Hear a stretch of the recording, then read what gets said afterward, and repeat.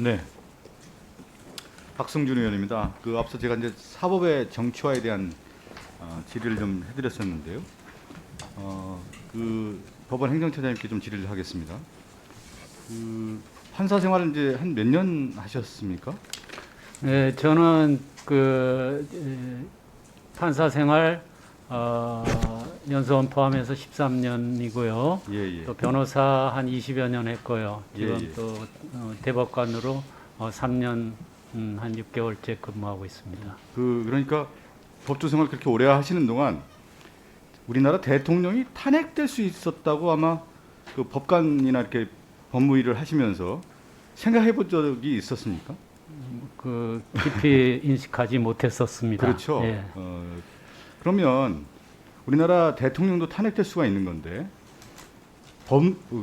판사는 탄핵의 대상이 될 수 있었다라고 이번에 보니까요. 언론도 그렇고 탄핵의 헌법사상 첫 법관 탄핵 소추다.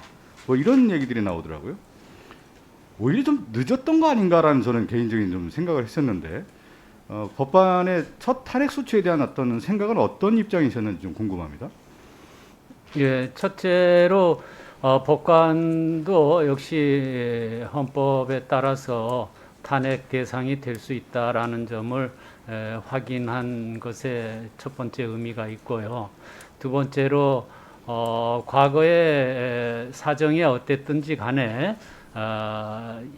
일반 법관, 대법원장과 대법관을 제외한 일반 법관에 대한 탄핵 사례가 없었다라는 것은 또 그만큼 이 법관의 신분에 관해서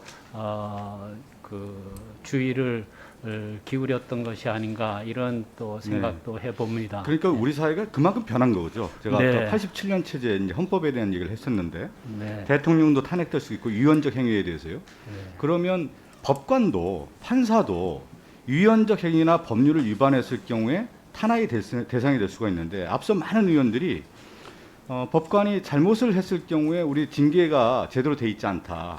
그러면 이 사법의 정치화에 대한 부분들을 어떻게 막을 수 있느냐. 여기에 저는 이제 귀착이 된다고 봅니다. 가장 큰 문제이기 때문에요. 그랬을 경우에 전 두 가지 방법이 있다고 생각됩니다.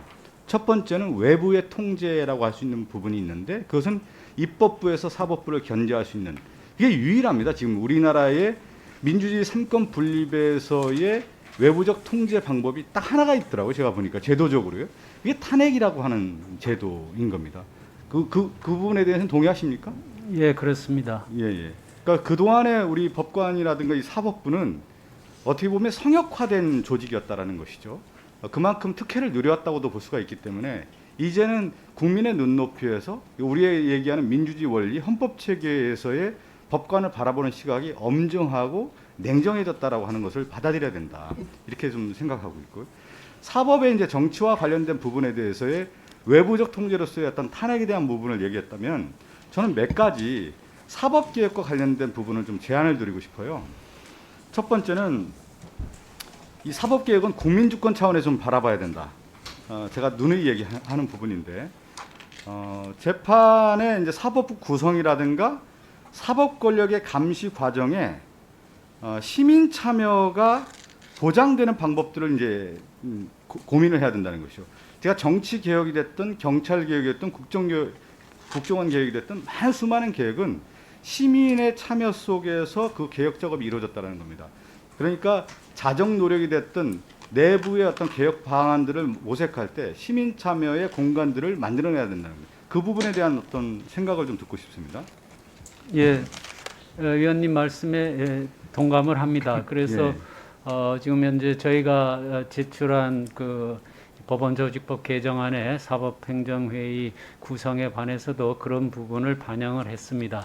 다만 그것이 참여의 정도, 범위에 대해서 조금 또 견해들이 다른 부분이 있어서 앞으로 국회에서 좀 논의 과정에서 그 부분에 대해서 함께 토론을 했으면 싶습니다. 그러니까 그 앞에 많은 의원들이 얘기하는 주관적 판단에 대한 부분, 이런 사법적 정치화에 대한 부분들, 그러니까 법과 양심에 따라서 재판을 하지만 그 양심의 기준이 어떤 거냐, 그건 양심을 걸을 수 있는 통제 방식이 있어야 되는 거죠. 견제할 수 있는 방식이 있어야 되는데 조금만 시간만 더 드리겠습니다. 마무리를 하겠습니다.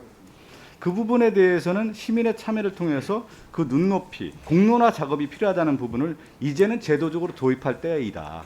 그것이 앞에 우리 소병철 의원도 얘기했지만 검찰이 그 역할을 못하니까 공처가 출범했다는 부분을 명확하게 시대 인식을 해야 된다는 부분이고요. 그게 저는 국민주권 차원에서 바라봐야 된다. 그 두 번째는 제가 얘기했던 상권 분립 차원에서의 권력 견제 차원에서의 이 사법부를 이제는 바라봐야 된다. 그러니까 통치 구조화에서의 권력 구조화에서 이 사법부를 바라봐야 된다는 것이죠. 그 부분을 제가 다시 한번 말씀드리겠고요. 그러니까 사법 과정에 시민이 참여하고 법관들의 사법 행위를 평가하고 그 결과에 따라서 법관 구성과 인사에 반영을 해야 된다는 겁니다. 이것이 이제 지금의 논의되는 어떤 구조의 맥락이라고 하는 부분을 이제 사법부 대법원에서는 받아들여서 어떻게 제도화할 것인지 시민 참여할 것인지 이 내용을 담아내야 된다는 거예요. 그 시대적 과제가 이제 도덕이 와 있다는 거고 마지막으로 1분은 정리하겠습니다. 예. 제가 얘기한 국민주권 권력견제 차원이고 이것이 이렇게 됐을 경우에 뭐가 되냐면 저는 법치주의 실현하고 재판의 독립을 유지할 수 있다. 그러니까 법관의 재판상의 어떤 독립이 매우 가장 최종의 목표인데 이 두 가지가 이루어지면서 저는 필요 조건과 충분 조건이 갖춰졌을 때 법관의 이제 독립이 되는데 이 재판의 독립을 이루어지는 방법 중에 하나는 뭐냐면 결국은 사법부 내 법원 내부의 견제와 균형의 원리도 필요하다는 것이죠. 그것이 제도적으로 또 만들어져야 된다는 겁니다. 제가 다시 한번 얘기하면 그동안에 사법부의 독립은 근본적으로 국민들의 공정한 재판을 받을 권리라고 하고 거기에 인권 보장을 위한 것이 인정되어 왔는데 공정한 재판을 위해서 그 사법부의 독립은 바로 재판의 독립으로 이어진다. 이 재판의 독립을 이어주기 위해서는 제가 앞서 얘기한 국민주권 차원과 권력견제 차원이 이루어질 때 같이 만들어진다라는 것을 저는 시대적 소명으로 생각하고 이제 그 제도적 틀을 만들어야 된다는 말씀을 드리고 있습니다. 시간이 좀 부족해서 제가 좀 소장님의 마지막 말씀 듣겠습니다. 예, 전적으로 공감을 하고 있습니다. 그래서 국민주권 차원에서의 참여, 또 평가와 감시, 또 그런 것들을 담아낼 수 있는 제도 이런 거에 관해서 충분히 이제는 이 검토를 해서 새로운 좀 이런 방안들을 시행할 필요가 있다고 생각합니다. 네, 수고하셨습니다. 다음은 존경하는 최강욱 의원님 질의해 주시기 바랍니다.